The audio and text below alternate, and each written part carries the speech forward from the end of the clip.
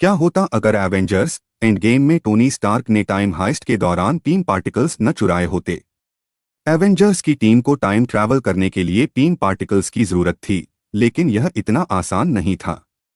पीम particles के बिना time में ट्रैवल करना इम्पॉसिबल हो जाता। जब टोनी स्टार्क और उसकी टीम 1970 के मिशन पर जाती है, तो वे सिर्फ टेसरैक्ट को वापस नहीं लाते, बल्कि पीम पार्टिकल्स को भी अपने पास रखते हैं, जो कि एक बहुत बड़ा टेक्नोलॉजिकल ब्रेक थ्रू था। यह कदम टोनी के लिए बेहद जरूरी था, लेकिन अगर वह यह कदम नहीं उठाता तो एमसीयू की पूरी टाइमलाइन कुछ और ही होती। अगर टोनी स्टार्क ने पीम पार्टिकल्स को न चुराया होता तो एवेंजर्स का समय में यात्रा करने का मिशन असफल हो जाता। ये वही पार्टिकल्स थे जो उन्हें समय की धाराओं को पलटने और इन्फिनिटी स्टोन्स को वापस लाने के लिए जरूरी थे। इनके बिना एवेंजर्स के पास कोई साधन नहीं होता जिससे वे थानोस के स्नैप को पलट सकें और दुनिया को पहले जैसा बना सकें। और जब हम क्वांटम रियल्म की बात करते हैं तो वह एक जटिल और नाजुक स्थान है। टोनी स्टार्क का प्रयोग सबसे पहले उसी के दिमाग में सफल होता है और उसी समय उसने इन पार्टिकल्स को वापस लाने की योजना बनाई। अगर वह इन्हें न लाता तो क्वांटम रियल्म की पूरी यात्रा अनिश्चित और अस्थिर हो जाती। एवेंजर्स का टाइम ट्रैवल बहुत कठिन हो जाता और स्पेस टाइम कंटिन्यूअम को डिस्ट्रॉय करने का खतरा बढ़ जाता।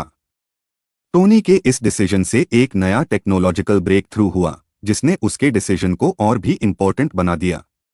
उसने एक नोटमल सा काम किया, लेकिन उसी के जरिए एमसीयू के फ्यूचर को तय करने का रास्ता बना।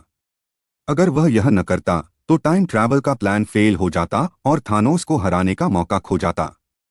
और सोचिए, अगर टोनी ने पीम पार्टिकल्स नहीं चुराए होते तो उस समय की पूरी टीम भी टाइमलाइन में फंस जाती और उनके पास लौटने का कोई रास्ता नहीं होता। मल्टीवर्स का जो स्टिल थॉट हमने देखा वह शायद कभी सामने नहीं आता और एवेंजर्स को थानोस को हराने का मौका नहीं मिलता। इस डिसीजन की वजह से हमने क्वांटम रियल्म की कैपेसिटी को समझा और टाइम ट्रैवल के कॉम्प्लेक्स को जानने का अवसर मिला। एमसीयू का मल्टीवर्स हमारे सामने एक अनकंट्रोल्ड केओस के रूप में रिवील हुआ, लेकिन अगर टोनी ने यह कदम नहीं उठाया होता तो यह सब कभी नहीं हो पाता। यह केवल एक डिफाइनिंग मोमेंट था जो समय को बैलेंस और डायरेक्शन देता है और एवेंजर्स को उनकी जीत की ओर ले जाता है। अगर यह मोमेंट नहीं होता तो एमसीयू का फ्यूचर पूरी तरह से अलग होता।